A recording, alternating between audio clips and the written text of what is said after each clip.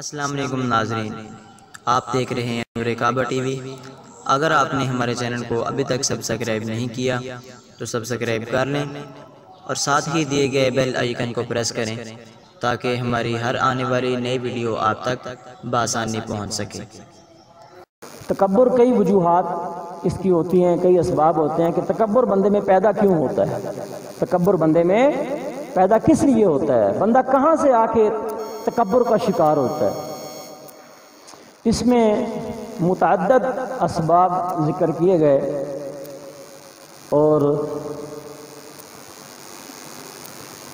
سب سے پہلا سبب جو تکبر کا بیان کیا گیا وہ ہے علم۔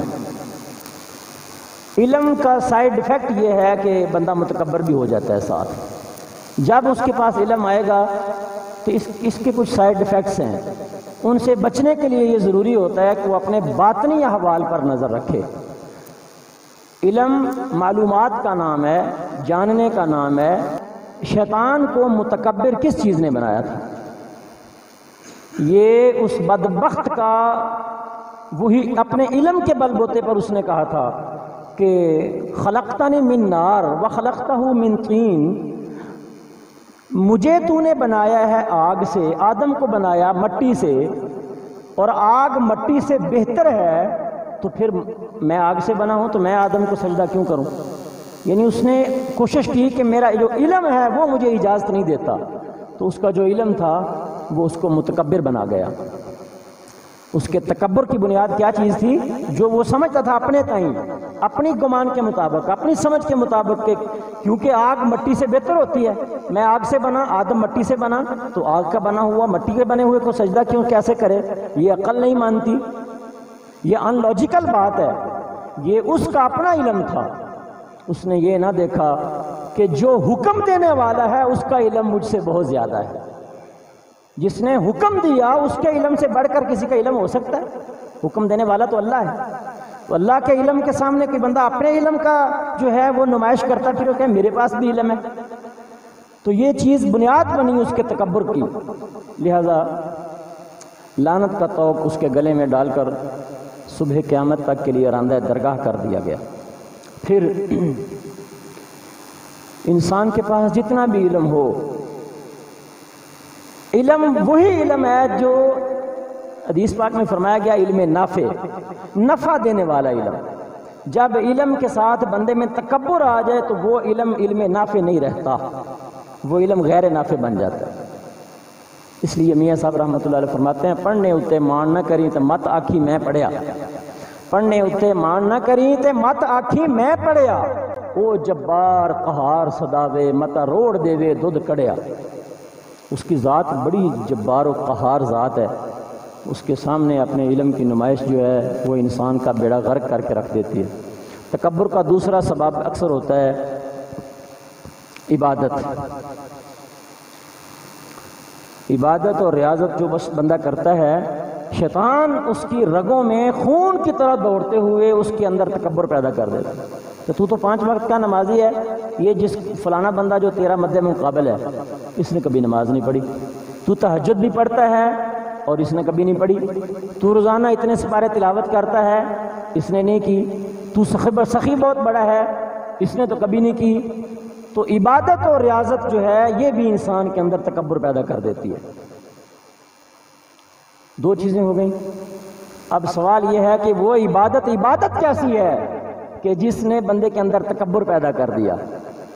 عبادت وہ عبادت ہے جو بندے میں عاجزی اور انکساری پیدا کر دے، کیونکہ عبادت جب بندہ کرتا جاتا ہے تو عبادت کرنے والے شخص کے اندر جو ہے وہ اللہ تبارک و تعالیٰ کے انوار و تجلیات کی وجہ سے اس کا ایمان مضبوط ہوتا جاتا ہے، ایمان کا وزن بڑھتا جاتا ہے۔ جب ایمان کا وزن بڑھتا جاتا ہے تو اللہ کے بندوں کسی درخت کے اوپر بھی پھلوں کا وزن جب بڑھتا جائے گا تو درخت جھکتا ہے۔ بندے کے ایمان کا وزن بڑھے اور بندہ اکڑتا جائے، یہ کیسے ہو سکتا ہے؟ جب اس کے ایمان کا وزن بڑھے گا، اس کا ایمان اس میں اضافہ ہوگا، ایمان بڑھے گا تو اس کے اندر عاجزی انکساری پیدا ہوتی جائے گی۔ لہذا عبادت وہ عبادت ہے جس کے نتیجے میں بندے میں عاجزی پیدا ہو۔ جس عبادت کے نتیجے میں بندے کے اندر تکبر جنم لے رہا ہو تو اسے سوچنے کی ضرورت ہے اور اپنی اصلاح کرنے کی اولین فرصت میں ضرورت ہے۔ تکبر کا تیسرا سبب عام طور پر ہوتا ہے مال و دولت۔ بندہ اپنے جب مال زیادہ آ جائے، دولت زیادہ آ جائے، تو اپنے مد مقابل جو غریب لوگ ہیں ان کے بارے میں یہ تکبر کا شکار ہو جاتا ہے۔ کہتا ہے میرے پاس اتنا مال ہے، یہ میرا کیا کر لے گا؟ میں اتنا بڑا دولت مند ہوں، یہ میرا کیا بگاڑ سکتا ہے؟ میں ہر جگہ پہ پیسہ بہا دوں گا اس کو ذلیل کرنے کے لیے۔ تو اپنے مال اور اپنے دولت کی وجہ سے تکبر کا شکار ہوتا ہے، لیکن اسے یہ نہیں پتا کہ اس دنیا میں بڑے بڑے مالدار لوگ آئے، قارون جیسے لوگ آئے، رب نے جب انہوں نے تکبر کیا، اللہ قرآن میں فرماتا ہے فَخَسَفْنَا بِهِ وَبِدَارِهِ الْأَرْضَ، ہم نے اس کو بھی اور اس کے سارے خزانوں کو زمین کے اندر دھنسا دیا۔ تو مال و دولت کی چمک قبر میں نہیں جاتی، نیک عمل کی چمک قبر میں جاتی ہے بندے کے ساتھ۔ قبر بندے کی مال و دولت کی روشنی سے منور نہیں ہوتی، قبر تو منور ہوتی ہے نیک عمل سے۔ اس لیے جس عبادت میں تکبر آ گیا وہ عبادت بھی بندے کے لیے نقصان دہ ہے۔ چوتھا سبب ہوتا ہے حسب و نسب۔ کوئی اونچے خاندان سے تعلق رکھتا ہے، نامور معروف قبیلے سے تعلق ہے، تو کسی غیر معروف یا اس کے گمان کے مطابق اپنے ذہن میں وہ سوچتا ہے کہ میرا حسب نسب، میرا خاندان اعلیٰ ہے، اس کا خاندان نیچا ہے۔ یہ کون ہوتا ہے؟ یہ چیز انسان کو تباہ و برباد کر دیتی ہے۔ میرے آقا و مولا صلی اللہ علیہ وسلم نے امت کو سمجھانے کے لیے حضرت بی بی فاطمہ سے فرمایا تھا، امت کو سمجھانے کے لیے سیدہ کائنات حضرت سیدۃ نساء اہل الجنہ سیدہ فاطمہ الزہرا سے فرمایا تھا، فاطمہ کل قیامت کے دن میرے ساتھ رشتہ جڑنے کی وجہ سے نہیں چھوٹو گے، اپنے اعمال کا جواب دینا پڑے گا، اپنے اعمال کا جواب دینا پڑے گا۔ تو حسب و نسب کے اوپر تکبر کرنا کہ میرا خاندان اعلیٰ ہے تیرا خاندان نیچا ہے، یہ وہ چیز ہے جو انسان کو تباہ و برباد کر کے رکھ دیتی ہے۔ ہو سکتا ہے ایک اپنے آپ کو اعلیٰ نسب کا سمجھنے والا اللہ کی نظر سے گر جائے، اور جس کو تم موچی اور تیلی کہتا ہے شاید وہ اپنی کسی نیکی کی وجہ سے اللہ کے دربار میں بہت اونچا مقام پا جائے۔ وَامْتَازُوا الْيَوْمَ أَيُّهَا الْمُجْرِمُونَ، یہ سورہ یاسین میں فرمایا گیا قیامت کے دن یہ تو پردے اٹھیں گے کہ مجرم کون تھا اور صاحب کون تھا، یہ تو قیامت کے دن پتہ چلے گا۔ اس لیے منصب، اچھا پانچواں سبب ہوتا ہے عہدہ اور منصب۔ بندے کے پاس کوئی عہدہ ہے، بندہ افسر ہے، بندہ اعلیٰ پوسٹ پہ بیٹھا ہے، تو اس دوران وہ سمجھتا ہے کہ میں سب کچھ کر سکتا ہوں، میرے ہاتھ میں قلم ہے، قانون ہے، میں جو چاہوں کر دوں۔ لیکن یہ عارضی چیز ہے، عہدہ جب چھن جائے گا تو پھر کیا کرے گا؟ اور چاہے تو عہدے والا ہے چاہے تو عہدے کے بغیر ہے، قبر کا وہ 2 گز زمین کا ٹکڑا بس وہی تیرا گھر ہے، اس پہ نظر رکھ کے وہاں جا کے تو کس عہدے کے بل بوتے پر جو ہے وہ تو اپنی جان چھڑائے گا۔ پانچواں اور چھٹا سبب یہ ہے کہ بندے کو مسلسل دنیاوی اعتبار سے کامیابیاں ملتی ہیں، اس نے کوئی کام کیا کامیاب ہوا، پھر اگلا کام کیا کامیاب ہو گیا، پھر اس سے کوئی اور کام کیا اور کامیابی ملی، پھر اور کام کیا اور کامیابی ملی، تو مسلسل کامیابی کا ملنا یہ بھی بندے میں تکبر پیدا کر دیتا ہے۔ لہذا یہ نہیں بھولنا چاہیے کہ مالک کے دربار میں، مالک کی بارگاہ میں میری ڈور ہے، وہ جب چاہے مجھے گرا دے۔ ساتواں تکبر کا سبب ہوتا ہے حسن و جمال۔ کوئی بندہ رنگ ڈھنگ سے، نین نقش سے، جسم جسامت سے، قد و قامت سے زیادہ خوبصورت ہے دوسرے لوگوں سے، تو وہ اپنے دائیں بائیں بیٹھے ہوئے اور اپنے دائیں بائیں رہنے والے لوگوں کو کیونکہ اپنے مد مقابل حسن میں کم دیکھتا ہے تو اس میں تکبر پیدا ہو جاتا ہے، اس میں تکبر پیدا ہو جاتا ہے۔ میاں صاحب فرماتے ہیں کہ جیون جیون جھوٹا لارا، موت کھڑی سر اُتے، موت کھڑی سر اُتے، تیتھی سونے لکھ ہزاراں خاک اندر رل ستے۔ تو کیا سونا ہے، تجھ سے بڑے بڑے حسین آئے، ہوئے نامور بے نشاں کیسے کیسے، زمین کھا گئی آسماں کیسے کیسے۔ تو اپنے حسن پہ تکبر نہ کر۔ آخری بات عرض کرتا ہوں، دربار رسالت میں حضرت جبریل حاضر ہیں، امام راضی حدیث نقل کرتے ہیں کہ حضرت سیدنا جبریل امین بیٹھے ہیں اور حضور کے ایک مشہور صحابی ہیں حضرت ابو ذر غفاری رضی اللہ تعالیٰ عنہ، وہ تشریف لا رہے تھے، آقا حضور کی بارگاہ میں حاضر ہو رہے تھے، حضرت ابو ذر غفاری حاضر ہو رہے تھے۔ تو جبریل امین نے دور سے دیکھا اور کہا یا رسول اللہ یہ ابو ذر غفاری آ رہے ہیں، یہ ابو ذر غفاری آ رہے ہیں۔ سرکار نے فرمایا کہ تم آسمان والے بھی ابو ذر کو جانتے ہو؟